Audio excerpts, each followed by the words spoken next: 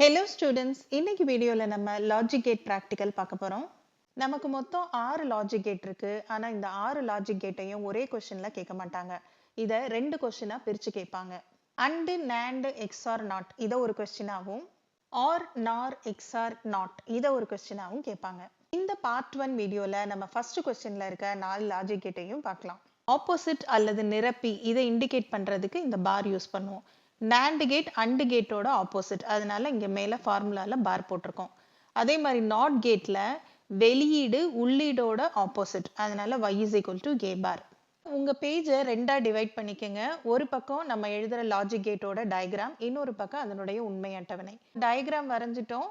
உண்மை அட்டவணையில உள்ளீடுகள் A B எழுதும்போது இந்த ஆர்டர்ல தான் எழுதணும். 0 0 0 1 1 0 1 1. AND கேட்ல ரெண்டு உள்ளீடுகளும் ஒண்ணா இருந்தா மட்டும்தான் நமக்கு வெளியீடு 1ன்னு கிடைக்கும். மத்த எல்லாத்துக்கும் 0 தான்.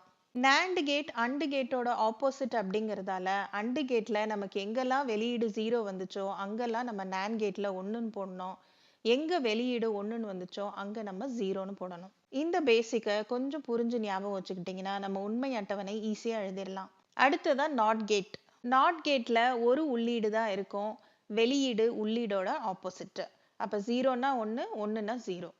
அடுத்தது கணக்கீடு. இதுக்கும் நம்ம பேஜை வந்து ரெண்டா டிவைட் பண்ணிக்குவோம். ஒரு அட்டவணை மாதிரி போட்டுக்குவோம். ஃபர்ஸ்ட் நம்ம எழுத போற கேட் AND கேட். இதுல வரிசை எண் 1, உள்ளீடு A equal to 0, B equal to 0. AND கேட்டுக்குரிய formula எழுதுறோம். y is equal to a dot b. இதுல A க்கு பதிலா 0 போடுறோம், B க்கு பதிலா 0. அப்ப 0.0 equal to 0. வரிசை எண் 2, இப்ப A is equal to 0, B is equal to 1. அதே மாதிரி ஃபார்முலா எழுதுறோம். இதுல A க்கு பதிலா 0 போடுறோம், B க்கு பதிலா 1ன்னு போடுறோம். அப்ப 0.1 equal to 0. இதே மாதிரி நம்ம மத்த ரெண்டு வரிசை எண்களுக்கும் கால்குலேஷன் போட்டுடலாம்.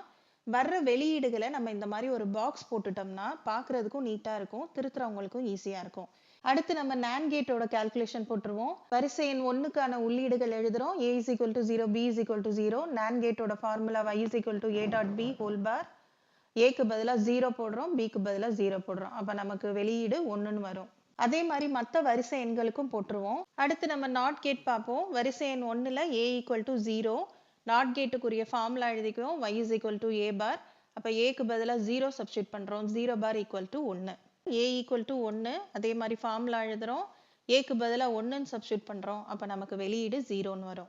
ஃபைனலா முடிவு எழுதிருவோம். தொகுப்பு சுற்றுகளை பயன்படுத்தி நம்ம என்னென்ன கேட்லாம் இப்ப எழுதணுமோ அந்த கேட்டோட பேர்லாம் எழுதிக்கங்க. AND, NAND, NOT, XOR ஆகிய தர்க்க வாயில்களின் உண்மை அட்டவணைகள் சரிபார்க்கப்பட்டன.